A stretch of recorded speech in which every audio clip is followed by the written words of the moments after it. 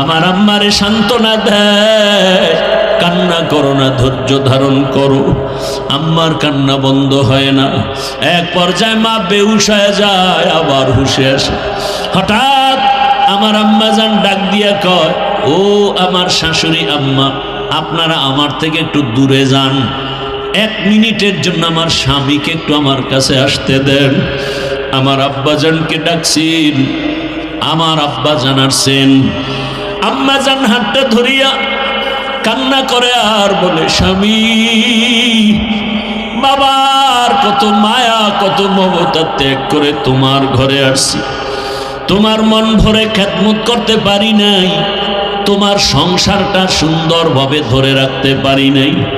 তোমারে আমি উপরে উঠাবার জন্য, তোমার সংসারটা ঠিক রাখার জন্য আমি কত ভুল পর্যন্ত করেছি।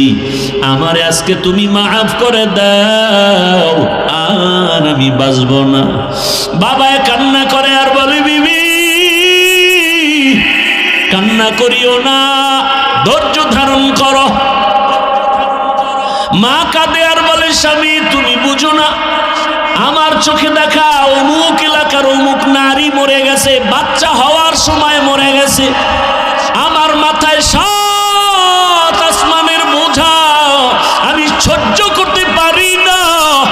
আমার বারবার কেন যেন মনে হয় আমি মরে যাব। বাবায় কয়, মা তুমি আমারে মাফ করো, ধৈর্য ধারণ করো। দৌড়াইয়া গিয়া ওযু বানাইয়া সেজদায় পড়ে কাঁদে আর বলে, হে মালিক, তুমি আমার স্ত্রীকেও হেফাজত করো। আয় আল্লাহ, প্রসব বেদনা তুমি আসান করে দাও। ও সন্তানেরা, জানো না, এই কারণেই তো আমার রহমতের নবী বাবা মায়ের ক্ষেত্রে মায়ের কথাটা 3 বার নিয়ে আসছেন। মায়ের কত কষ্ট রে বাবা, এত কষ্ট, ঋণ চামড়া খুলে যদি জুতা বানায় দাও, কোনোদিন তার ঋণ আদায় হবে না। এমন কষ্ট মা করেছেন। ও আল্লাহর বান্দারা, আমরা এতটা দুর্বল, অথচ একটা বকরি ছাগলের বাচ্চা যখন আসে, ডানে বামে কোনো সহযোগিতাকারী আসেনি, কেউ নাই। বাচ্চা দুনিয়াতে আইসা নিজে নিজে 4 পায়ে বাচ্চা দাঁড়ায় গেছে। মায়ের দুধ কোথায় খুঁজা খুঁজা বের করছে। মায়ের দুধের ওলানটা শক্ত, কোনো ঔষধও আনার প্রয়োজন মনে করে নাই। মাথার কপালের অগ্রভাগ দিয়া ওলানের উপরে জোরে জোরে ধাক্কা দিয়েছে, তো ওলানটা নরম হয়েছে। জিহ্বা নাড়া লাগানো মাত্র দুধ বাচ্চার পেটে চলে আসছে। আর আমরা কত দুর্বল, দুনিয়াতে আসা মাত্র মা চক্ষু বন্ধ, বেহুশ। আমার দাদি আর নানি কয়, তাকায় দেখ ফুটন্ত গোলাপ। মায়ের এত কষ্ট, মাত্র একটা নজর আমার চেহারা দিয়ে দেওয়া মাত্র মায়ের কলিজার সব কষ্ট পানি হয়ে গেছে। জীবনের মূল কষ্ট মায়ের প্রসব বেদনা,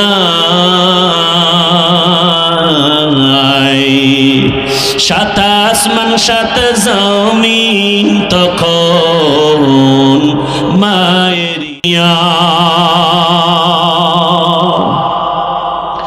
আমি যখন ছিলাম আমার মায়ের উদরে,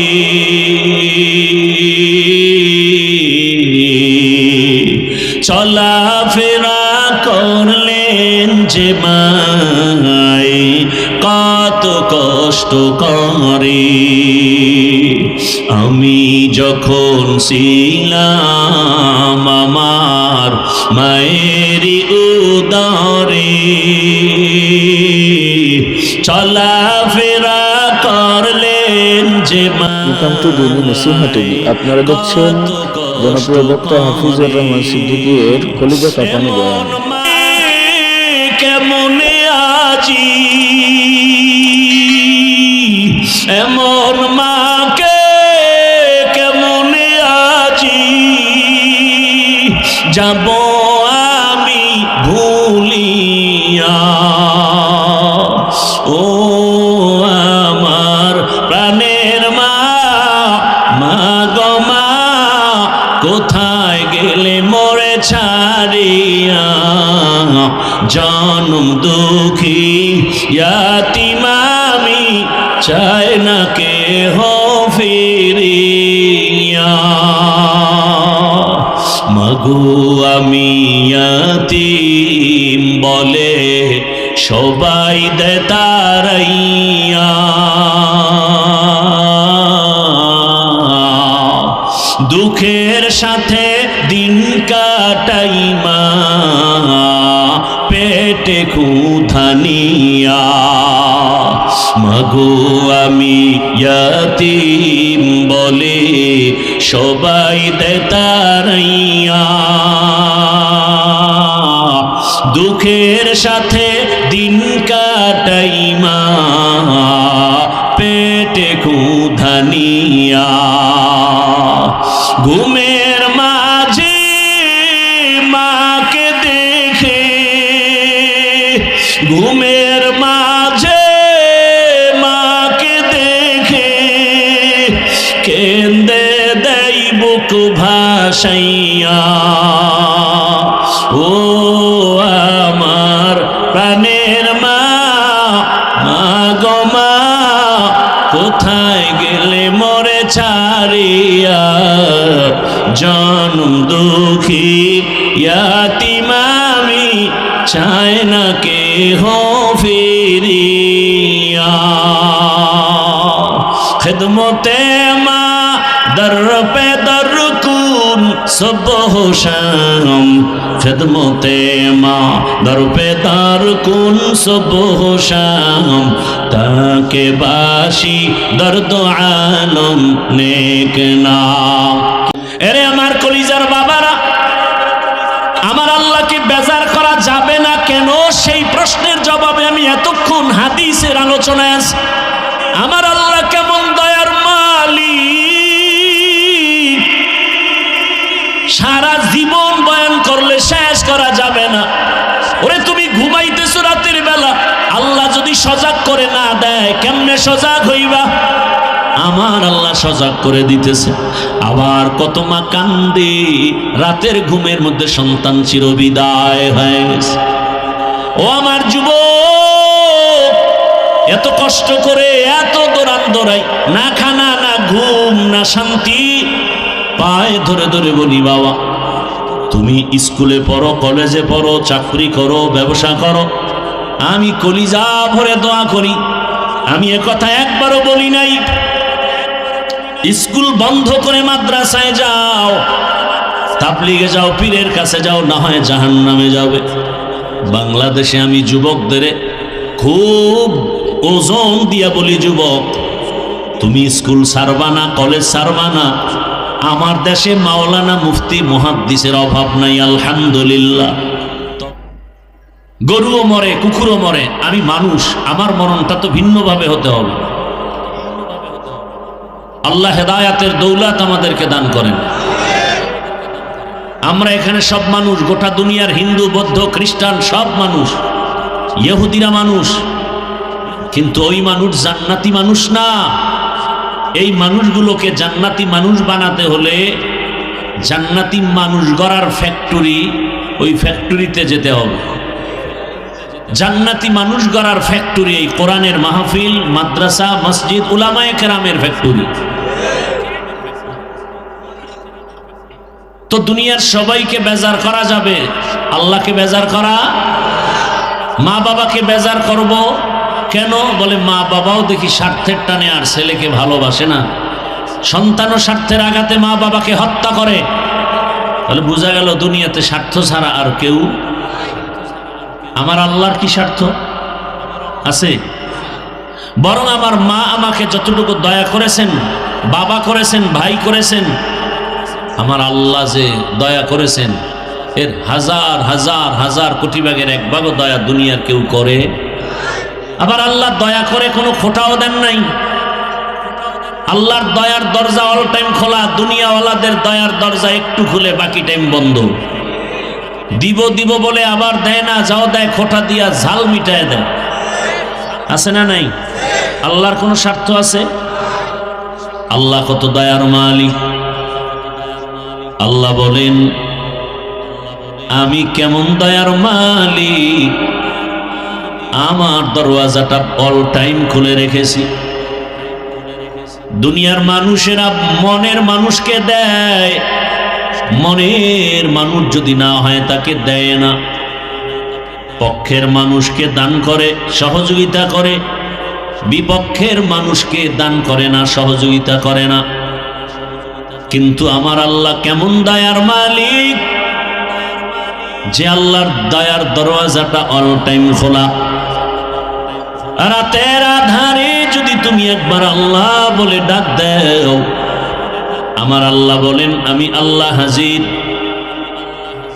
দিনের বেলা ডাকো আল্লাহ হাজির। জঙ্গলের মাঝে গিয়া যদি ডাক দাও আল্লাহ, সেখানেও আমার আল্লাহ হাজির। সমুদ্রের মাঝখানে গিয়া যদি ডাক দাও আল্লাহ, সেখানেও হাজির। আল্লাহ আমার কাছে বেঈমানেরা চাইলেও দেই, মুমিনেরা চাইলেও দেই, নারীরা চাইলেও দেই, পুরুষেরাও চাইলে দেই। আবার একদল মানুষ আছে, ওরা চাওয়ার মতো ভাষা বুঝে না, কথা বলার জবান নাই। আমি আল্লাহ ওদের অন্তরের হালাত জানি, চাওয়ার আগে সব আমি দিয়া দেই। চাওয়ার আগে যিনি সব আশা পূরণ করেন তিনি হলেন আমার রব। এমন একজন দয়ার মালিক আর কেউ নাই। দুনিয়ার মানুষের কিছু নেওয়ার পরে যদি প্রশংসা না করি, বদনাম করি, আর দিবে না। কিন্তু আল্লাহ বলেন আমি কেমন দয়ার মালিক, তাকায় দেখ, আমার দেয়া পানি, আমার দেওয়া বাতাস, আমার দেয়া সূর্যের আলো, চাঁদের আলো, আমার দেয়া জমিনের ফসল, গাছের ফল, নদীর মাছ, সব যারা মন মতো খাইয়া আমার হুকুমের বিরোধিতা করো, নামাজ নাই, রোজা নাই, তেলাওয়াত নাই, পর্দা নাই, হালাল হারামের ভেদাভেদ নাই, আমি যদি স্বার্থপর হইতাম একটা নাফরমানকেও ঘুমের মধ্যে মেরে ফেলতাম। আল্লাহ মারছেন? আল্লাহ মারেন নাই। আল্লাহ মারবেন দূরের কথা, বড় আমার আল্লাহ প্রতিদিন বারবার বান্দাকে ডাকেন, হাইয়া আলাস সালাহ, হাইয়া আলাল ফালাহ। বারবার ডাকেন, আসো আমার দরওয়াজায় একটা হাজিরা দিয়া যাও। ফজরে ডাক দেওয়া হলো, তোকে পাওয়া যায় নাই। আবার জোহরে ডাক দেওয়া হলো, বেজার হই না, আবার ডাক দেওয়া হইলাম মুয়াজ্জিনকে দিয়ে আসো নাই। আমি আল্লাহ রাগ না করিয়া আবার আসরে ডাক দেওয়াইলাম, আবার তোমাকে মুয়াজ্জিন আসরে ডাক দেয় আসো, আসরেও আসো নাই। আমি আল্লাহ রাগ করি নাই, আবার ডাকা হলো মাগরিবে আসো, তুমি মাগরিবে আসো নাই। আমি রাগ করি নাই, আমি আল্লাহর দয়ার দরজা দিয়া আবার এশার নামাজে ডাক দেওয়াইলাম, এশার নামাজেও তুমি নাই। আমি বেজার না, বরং আমি আল্লাহ এখন নিজে এতটা দয়াময়। এখন আমি আল্লাহ 5 বার ডাকাইছি মানুষ দিয়া, নবী রসুল দিয়া, এখন আমি আল্লাহ নিজে তোমাকে ডাকার জন্য আসতেছি। আল্লাহ আসতেছেন ডাকার জন্য। এমন একটা টাইমে আল্লাহ ডাক দিবেন যেই টাইমে মাও ঘুমায়, বাবাও ঘুমায়, নদীর মাছগুলো ঘুমায় শান্ত, গাছের পাখিরা পর্যন্ত ঘুমায়, জমিনটাও নীরব, আসমান নীরব, কোনো আওয়াজ নাই। অতিও গভীর হয় রজনী যখন, নীরবে প্রভুর নাম জপিও তখন। প্রভুর করুণা যদি পাইবারে চাও, গভীর রাতে উঠে প্রভুর গুণগান গাও। আল্লাহ আসছেন আমাদের ডাকার জন্য, ফেরেশতাকে ডাকার জন্য আল্লাহ কোথাও যান না। আল্লাহ পাক জিনদের ডাকার জন্য কোথাও যান না। আল্লাহ মানুষকে ডাকার জন্য প্রথম আসমানে আসেন। কোন সময় আসেন জানেননি কেউ? কথা বলেন না কেন? কখন? রাতের শেষ, যেই সময়ে কোনো আওয়াজ নাই। আল্লাহ দয়া করে ডাকেন আর বলেন, আলা মিন মুস্তাগফিরিন ফাগফির আলা, কে আছো গেছো, আমি আল্লাহ ক্ষমার দরজা খুলে ডাকতেছি, আসো।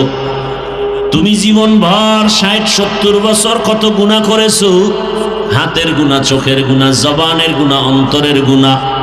আমি আল্লাহ তোমার উপরে বেজার না, বরং আমি ডাক দিলাম, তুমি যদি আমার ডাকে সাড়া দিয়া সিজদায় পড়ে যাও, চোখের পানি ছেড়ে একটা ডাক দিয়া বলো, ইয়া রব্বি গফিরলি, ও আমার রব আমাকে মাফ করে দাও।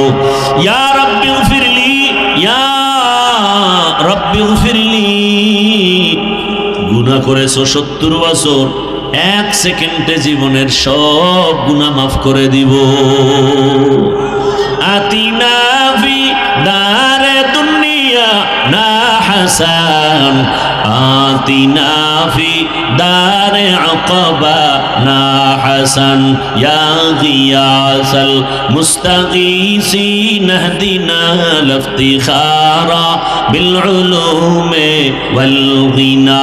হর গরিদে মে को तू तैयार है, जो न मांगे उससे तू बेजार है। এরে আল্লাহর গোলাম,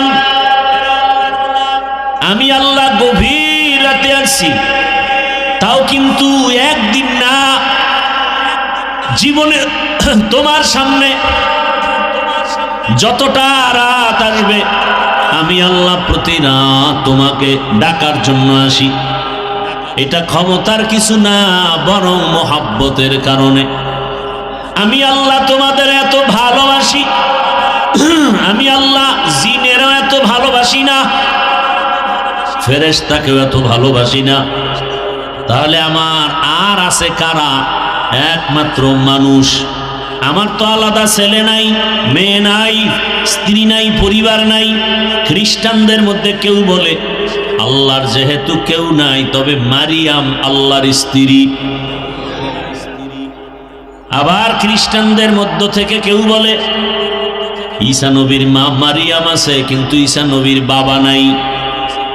তাহলে ঈসা নবীর বাবা আল্লাহ কে? ঈসা নবীর বাবা আল্লাহ, মারিয়াম তার স্ত্রী। আবার একদল কয় না, যেহেতু বাবা নাই, ঈসা নবী যারোর সন্তান। আরো জোরে বলেন। অথচ আল্লাহ বলেন লাম ইয়ালিদ ওয়া লাম ইউলাদ, আমি কাউকে জন্ম দেই না, কারো থেকেও জন্ম নেই না। লাম ইয়ালিদ লাম ইউলাদ উলাইকাস, লাম ইয়ালিদ লাম ইউলাদ উলাইকাস, ওয়ালিদ মাউলুদেরা খালেকাস। ইব্রাহিম আলাইহিস সালাম মেহমান সারা খানা খায় না। আর আপনারা মেহমান দেখলে ইস্তেগফার পড়েন, অন্য দিক দা ভেগে চলে যান। আম্মাজানদেরও কিছু কিছু এরকম অভ্যাস, মেহমান পছন্দ করে না। অথচ রহমতের নবী বলেন, মেহমান তোমার ঘরের দরওয়াজায় যদি যায়, তোমার জীবনও ধন্য। মেহমান তোমার জীবনের ভাগ্যের একটা চাল দানা খায় না, বরং মেহমান তার নিজের রিজিকটাই সেখানে খায়। মেহমান আসলে রিজিকে বরকত হয়, রুজিতে বরকত হয়। ইব্রাহিম আলাইহিস সালাম মেহমান ছাড়া কখনো খানা খান না। আজকে অপেক্ষায় আছেন, খানা খাবেন, কিন্তু মেহমান পাওয়া যায় না। নির্দিষ্ট না, জারি রাস্তায় পায়ে ধৈর্য নিয়ে খাওয়াইয়া দেয়, আসো এক দস্তরখানে খানা খাই। রসুলের সুন্নাত, মক্কা মদিনায় যাবেন, এখনো সেই রসুলের আদর্শ। কোটিপতি মক্কার টাকাওয়ালা মালিক যেই দস্তরখানে খায়, তাদের কাজের লোকেরাও একই দস্তরখানে খায়। এ হলো রসুলের আদর্শ। রহমতের নবী গরিব বলে কাউকে তাড়ায়া দেন না, কারণ আল্লাহর গোলাম। তুমি কাকে তাড়াইয়া দিতেছ? আমার মাওলায় তো তারায় দেয় না, তুমি কেন দাও? ইব্রাহিম আলাইহিস সালাম আজকে মেহমান পায় না, হঠাৎ এক মুশরিক আমার আল্লাহর বিরুদ্ধে আচরণ করনেওয়ালা রাস্তা দিয়ে হেঁটে যায়। আসো ভাইজান, আমার ঘরে একসাথে খানা খাও। খানা খাওয়ার প্লেটের কাছে নিয়ে যখন শুনলো, জানতে পারলো এটা আমার জাতি ভাই মুসলমান না, খানার প্লেট থেকে তখন উঠাইয়া দিছে, যাও আমি বিধর্মীকে নিয়ে এক দস্তরখানে খাবো না। ওই মুশরিক আল্লাহর গোলাম মনে কষ্ট পায় যখন বিদায় হয়, সাথে সাথে জিবরাইল আমিনের আগমন হয়ে গেল, ওহী নাজিল হয়ে গেছে, রে ইব্রাহিম মাত্র একটা বেলা খানার জন্য তোমার দরজা আসে নাই, চলন্ত পথে তুমি নিয়ে আসছো। এই বান্দাটাকে তুমি তোমার ধর্মের না বলে তুমি তাড়ায় দিয়েছো, খানা দাও নাই, পেটের ক্ষুধা নিবারণ করো নাই। ও ইব্রাহিম, এই বান্দার বয়স কত জানো? জীবনে দুনিয়াতে আসা থেকে আজ পর্যন্ত তোমার রবের খানা দিয়েছেন। আরে বিরোধিতা তো তোমার করে না, বিরোধিতা তো করে আমার। সেজদাটা তো আমাকে দেয় না, কপালের সেজদা তো আমার জন্য খাস। ওই সেজদা দেয় আগুনের সামনে গিয়া, তাহলে আমার কষ্ট লাগবে তো বেশি। অথচ তুমি মাত্র এক বেলার খানা দাও নাই, আর এই দীর্ঘ বছর আমার এই গোলামটাকে আমি এক বেলা খানা বন্ধ করি নাই, কারণ আমি রব, আমার মায়া বেশি। তুমি ওরে বানাও নাই, আদর করে বানাইছি আমি। আমার বানানো বান্দার উপরে আমার এত দয়া, আমার এত মায়া, আমি চাই না আমার বানানো বান্দাগুলো জাহান্নামের আগুনে যাবে। এক সেকেন্ডে জাহান্নামের গরম সহ্য করতে পারবে না। আমি আল্লাহ চাই না আমার কোনো গোলাম জাহান্নামে যাবে। এ কারণে যারা বেলাইনে দৌড়ায়, আমি নবী পাঠাইয়া যুগে যুগে সতর্ক করিয়েছি, জাহান্নামের পথে যাইও না রে যুবক। এক সেকেন্ডের জাহান্নামের আযাব গরম সহ্য করতে পারবা না রে বাবা। সব নবী রাসূল এই দাওয়াতই দিলেন, জাহান্নাম থেকে বাঁচো। আমার রাসূল এই দাওয়াত দিলেন যে জাহান্নাম থেকে বাঁচো। এবার তাদের খলিফা, তাদের প্রতিনিধি, তাদের ওয়ারাসা, দুনিয়াতে বর্তমানে উলামায়ে কেরামের একই আওয়াজ, যদিও আওয়াজের টন ভিন্ন ভিন্ন। আমার কণ্ঠের আওয়াজ একরকম, আবার তাবলীগীদের আওয়াজ ভিন্ন রকম, ফর্মুলা এক একটা আলাদা, কিন্তু উদ্দেশ্য কেন আলাদা না? আমার পেটের ভেতরে ব্যথা, ডাক্তার দেখাবো। গেলাম সিরাজগঞ্জ বাজারে, কথার কথা, ওখানে তো হোমিওপ্যাথিক ডাক্তারও বসে আছে। যদি বলি আমার পেটের রোগ নিরাময় করেন, সে দিবে আমাকে লিকুইড পানি, বলবে 10টা ঝাঁকি দিয়ে তুমি 2 ফোঁটা করে খাও। ওই পেটের রোগের জন্য আমি ঘুরিয়া যদি এমবিবিএস ডাক্তারের কাছে যাই, ওই ডাক্তার বলবে ইনজেকশন দাও, সিরাপ নাও, ট্যাবলেট ক্যাপসুল নাও। আবার কোনো কবিরাজের কাছে গেলে বলবে তুমি তাবিজ নাও। আমি যেটা বুঝাতে চাই ভালো করে বুঝেন, হোমিওপ্যাথিক ডাক্তারের সিস্টেম আর ফর্মুলা আলাদা, এমবিবিএস ডাক্তারের রোগের ফর্মুলার চিকিৎসা ফর্মুলা আলাদা, কবিরাজের চিকিৎসা ফর্মুলা আলাদা, কিন্তু উদ্দেশ্য কারো আলাদা নাই। হোমিওপ্যাথিক ডাক্তারও চায় পেট ব্যথা ভালো হয়ে যাক, এমবিবিএস ডাক্তারও চায় পেট ব্যথা ভালো হয়ে যাক, কবিরাজও চায় পেট ব্যথা ভালো হয়ে যাক। ভাইরা আমার, ভালো করে বুঝো, ঈমানের লাইনে আমাদের কলবের মধ্যে রোগ আর গুনাহের ময়লা। এই রোগের চিকিৎসার জন্য একমাত্র উলামায়ে কেরাম ডাক্তার। বলে কেমন ডাক্তার? বলে ফর্মুলা এক এক রকম, এক একজনের। তাবলীগওয়ালাদের ফর্মুলা ভিন্ন। পীর সাহেব যারা মানুষের কলবের চিকিৎসা করে তাদের ফর্মুলা আর এক রকম। বক্তাদের ফর্মুলা, মাদ্রাসাওয়ালাদের ফর্মুলা আর এক রকম। ভিন্ন ভিন্ন ভিন্ন ভিন্ন ফর্মুলা হলেও কোনো টেনশন নাই। সবার উদ্দেশ্য এক, মানুষ যেন গুনাহ ছেড়ে আল্লাহওয়ালা হয়ে যায়। তো কুজা সুন্নতে আহমদ কুজা বা মুহাম্মদ কে বুয়াদ নিসবত তোরা মান আহাব্বা সুন্নতি কৌলে রসূল মজদায়ে কানা মাই হাম কুন কবুল। আমার আল্লাহ তাআলা বলেন, আমি চাই না কেউ জাহান্নামে যাবি, কারণ এক সেকেন্ডের গরম সহ্য করতে পারো না, সেই পাওয়ার নাই, কারণ আমি তোরে বানাইছি দুর্বল করে। ওয়া খুলিকাল ইনসানু যায়ীফা, মানুষের মতো দুর্বল কোনো প্রাণী আমি সৃষ্টি করি নাই। মানুষ এতটাই দুর্বল, একটা মশার কাছে দুর্বল, একটা পিপিলিকার কাছেও আমরা দুর্বল, কিন্তু মর্যাদা দুর্বল না, মর্যাদা বাড়ায় দিয়েছেন সবার উপরে। দুনিয়াতে যত প্রাণী আছে সবার থেকে মানুষের মর্যাদা বেশি।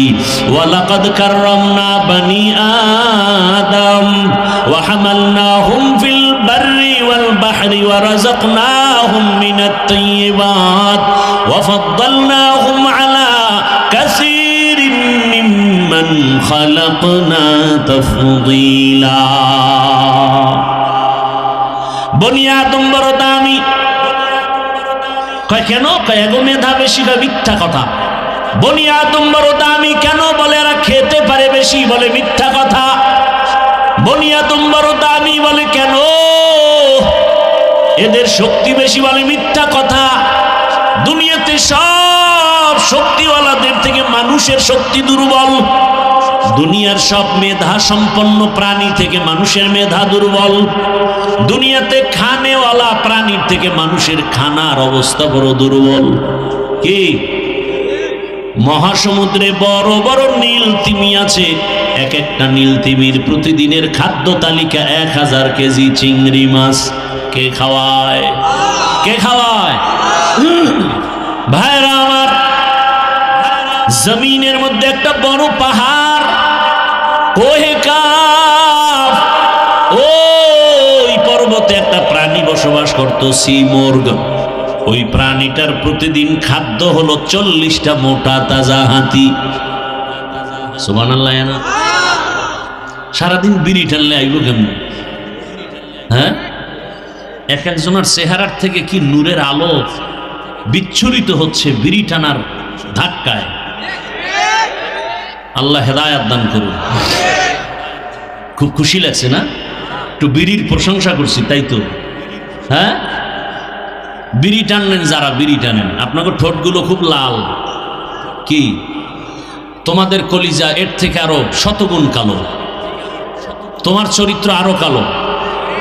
পৃথিবীতে যদি কোনো ফাও আকাম থাকে, কিছু আকাম আছে লাভ আছে, যেমন মদ পান করা একটা আকাম, কিন্তু এটাই লাভ আছে। খাইলেই শরীরে এনার্জি বাড়ে, লঙ্গি খুইলেই বউরে মা কয়া ডাক দেয়। আছে না নাই? বলে গোটা দেশের মালিক এখন আমি। কি শেখ হাসিনাও নাই, খালেদা জিয়াও নাই, এখন দেশের মালিক আমি। বউ কয় ঘরে তো চাল নাই, কয় দোষ তো বোতলের, আমার কি? দুনিয়াতে যদি কোনো ফাও আকাম থাকে, এই আকামের নাম বিড়ি টানা।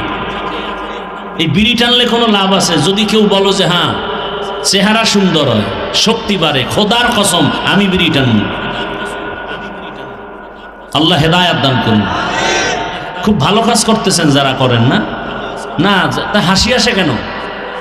আমি কি হাসির জন্য বলছি? করতেছেন আকাম, আবার হাসতেছেন।